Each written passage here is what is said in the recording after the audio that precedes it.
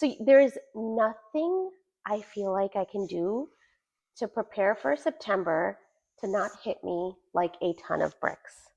Okay. And I have to tell you, thinking that even academically, getting my kids prepared to be ready for the school year so that homework, just homework alone, doesn't feel so daunting. Forget all the start of the year orientations and curriculum nights and parent coffee nights and meet the principal, meet the PTA, and the 1,000 events that you have to think about. And you want to make sure that you try to be a part of a few of them.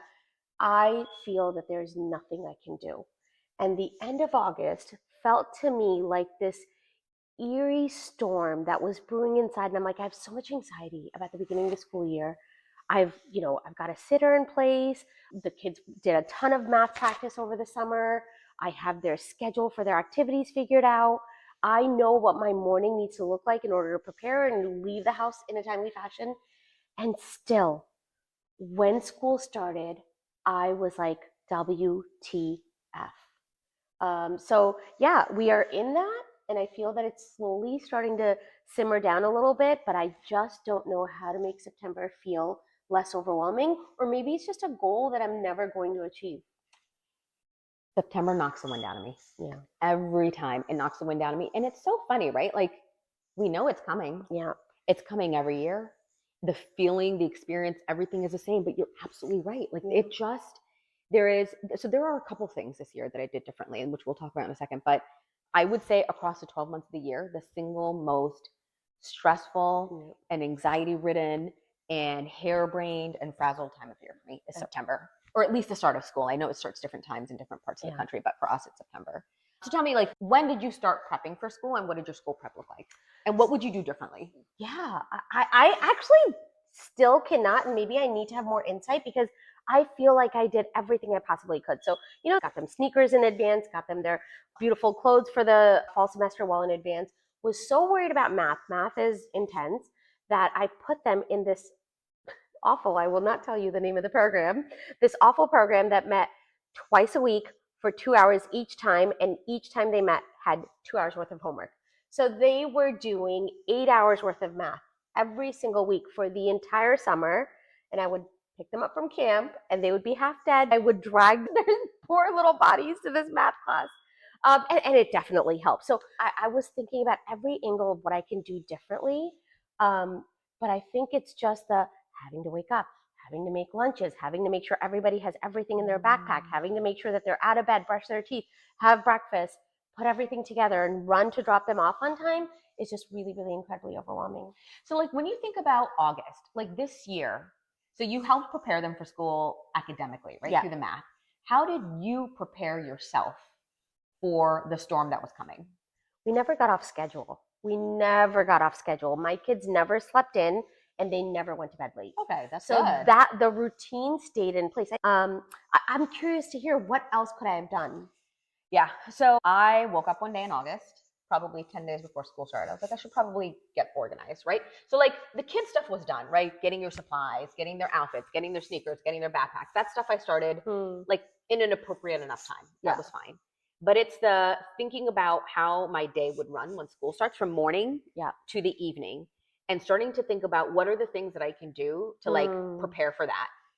I eventually got there, but I feel like I started it too late, and I wish I'd started sooner. And it's like little stuff, right? So like it was a day before school started, and I'm ordering groceries for the week and stuff, and like really not thinking about, okay, how many different lunches can I get out of this? The grocery thing is a very recent realization where, in order to not feel overwhelmed by the packing of lunch, I need to have enough groceries to feel like I can quickly throw things together. That's it. And it's like, how long have I been doing this for? And I agree with you. It just clicked. Same. Groceries, getting them on Sunday sets you up better for the week is so important. That's 1,000% the big learning I had. And the funny thing is, I started it right before school started.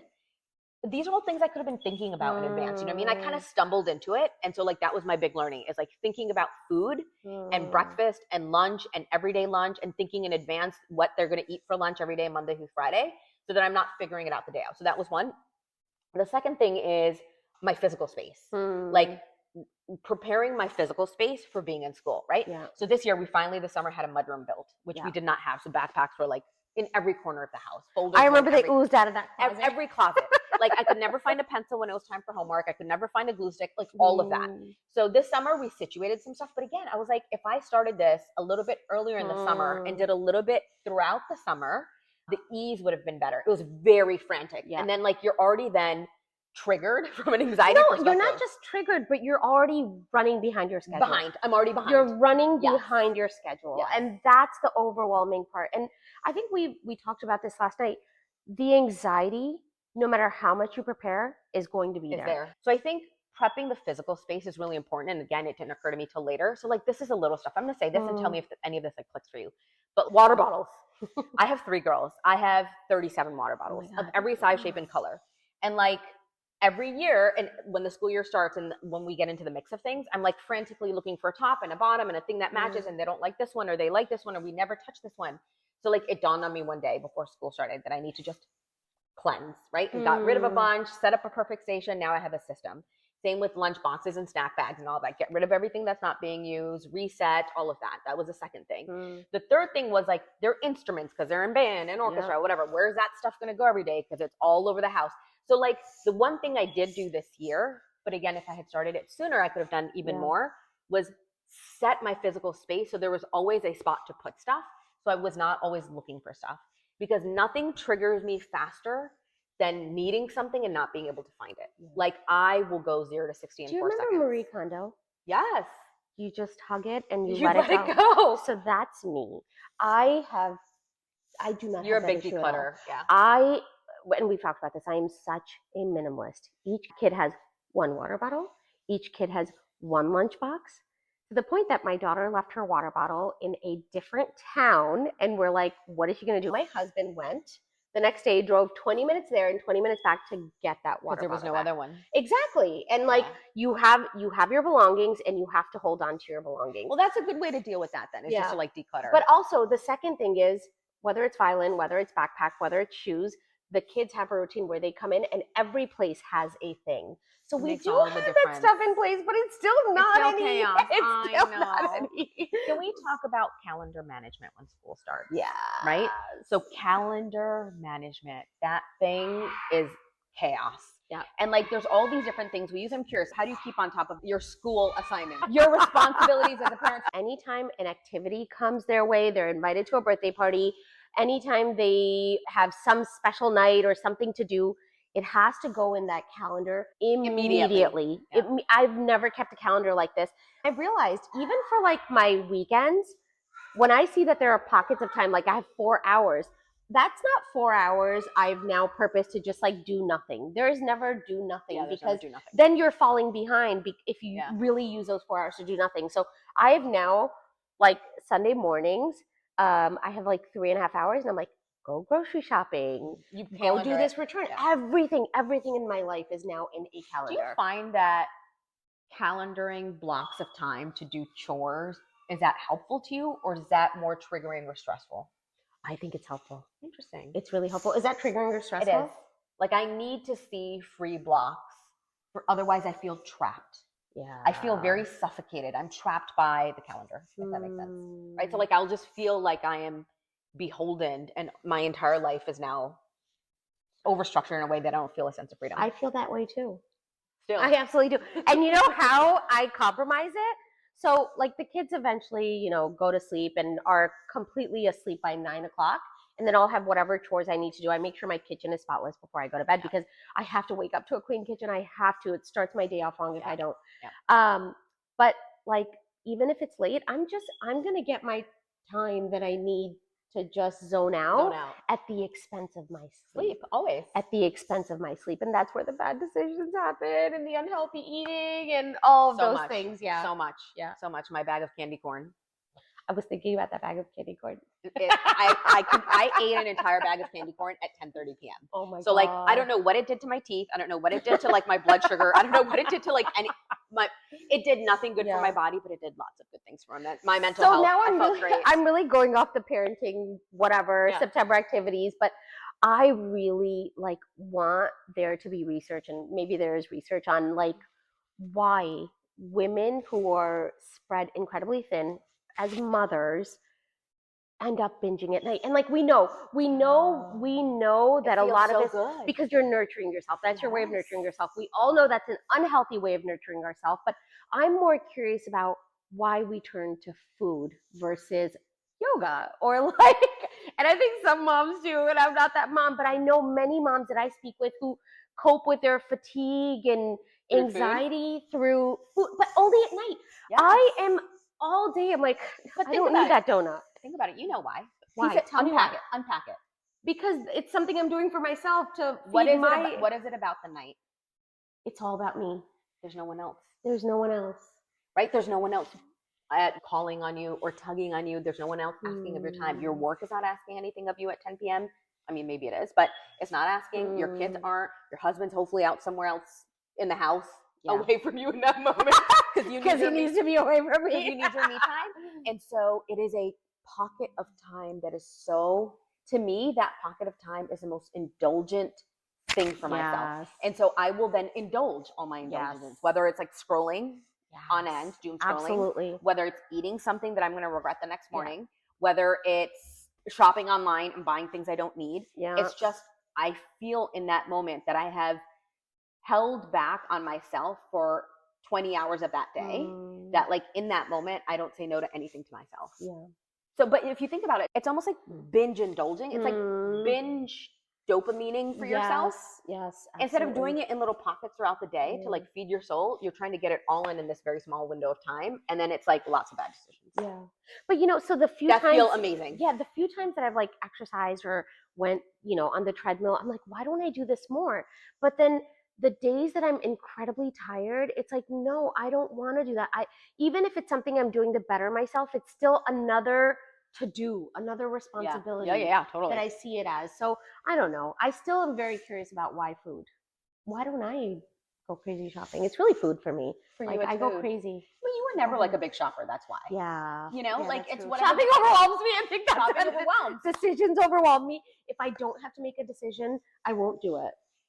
I want to come back to this topic of September for a moment. One of the things that is really hard as a parent, whether you're a working parent or not, or any type of parent, but one of the things, if you're the primary orchestrator of your children's school life, the thing that's very hard about September, default parent. The thing that's really hard is that in many cases, you go from many things being switched off in the summer to everything switching on at the same time, like simultaneous, right? So these are all the different things that switch on simultaneously, right? For the average parent. One is just the school schedule, like up in the morning, home, homework, school, backpacks, packing lunches, like that whole rigor as a parent starts. Then their sports, if they have something, also starts pretty soon as school starts. Then their other extracurriculars, whether it's tutoring or whether it's this thing or whether there's an instrument, whatever it is, that all starts. Then if they're doing dance or gymnastics or whatever the activities are, whatever you're able to provide for your kid, those things all start. Then what also starts is the demand on the parents' time from the school. Whether it's a form that you miss signing, it's back to school night, there's a fall festival, there's a kids' social meetup, there's play dates are now kicking back into steam in a much faster clip than they were over the summer. Everything just turns on simultaneously. And so you go from a little bit of euphoria over the summer to like Mack truck in your face. And I think that's the thing that's so hard for me. And there's no other solution for it, right? Like these things all have to start, they're all interconnected, so they start at the same time. But I think I, as a person who is on the receiving end of that, need to do a better job. I don't know what the answer is. I would love to hear from other parents. How do you mentally, emotionally, and practically prepare? They don't. They're all dead inside like us. They're dead inside like us. Yeah, that's probably so I have to say, I think the one thing I'm really looking forward to being able to do, I suck at this. I am a people pleaser. I want to say yes to everything. And what I'm learning about the suburbs is there is no limit to how many invitations you're going to get, how many people reaching out to you for a play date, how many people reaching out to you to hang out with you that you truly want to do and participate in. Nurture the relationship. And then even the school events. So many times I'll go to curriculum night and I'm like, this is what I rush my kids' bedtime, rushed work to come to. Useless. It was the same as the newsletter. It was the same as the newsletter that was sent, I could have just read that. Yeah. And so, maybe as our kids become older, we'll realize what's okay to skip. Oh yeah. I'm finding Yeah, a hard time creating those boundaries and making those decisions yet. But I think a part of the answer can and should be like, it's okay for your kid. So both of my older daughters play soccer, right? So we're in carpools with other moms. Incredible community of mothers that I'm so privileged to know, because it's just like everyone's got each other's back with all this stuff, helping each other out, pitching in. And we were just talking about this over chat. There's a holiday today, right? So religious holiday, and a lot of the girls that are in the carpool celebrate the holiday, and the moms are still frantically around like dinner plans with their family for the holiday and all that, trying to figure out how they're going to get their kid to soccer.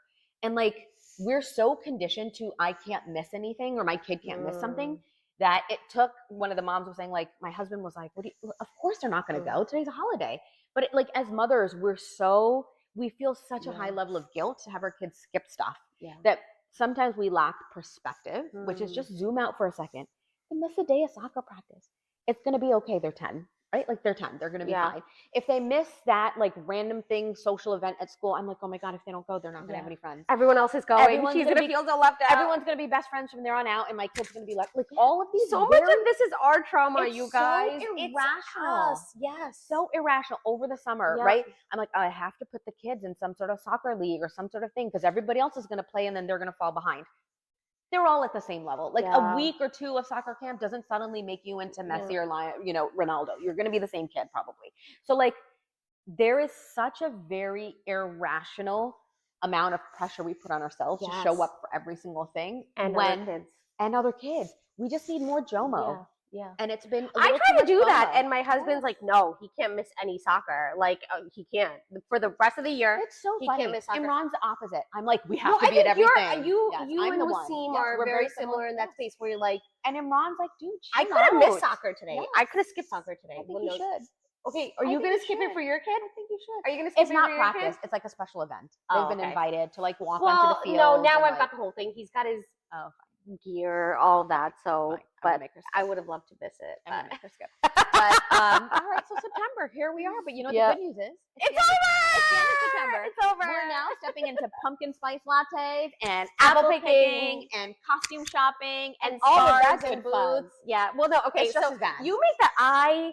I live for the fall. I love apple picking. I am a basic bitch. I love my pumpkin spice coffee. I have it. It's a New England thing. Like, we're in New York. Like, fall is popping. It's beautiful. It's popping and the here. activities. Yes. Like, why are you skipping them? I'm gonna tell you. I have 2 October birthdays.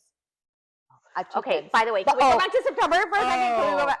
I had 3 September birthdays. And but no, let's put it into context. You have 3 children. Yeah. And each of them have a September birthday.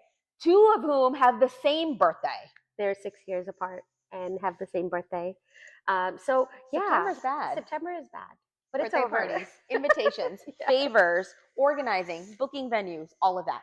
So that's also why I don't feel joy about October, because I have 2 of the 3. So same thing. Birthdays, the favors, the invites, who we're going to invite, who we're not going to invite. What are the dates? One's birthday is on October 11th. And one's is October 28th, which bleeds God, very much right into Halloween and Halloween events, and it's always so that. So I do otherwise love October. It is a lot of fun. Fall's a lot of fun. So all right. So you know what?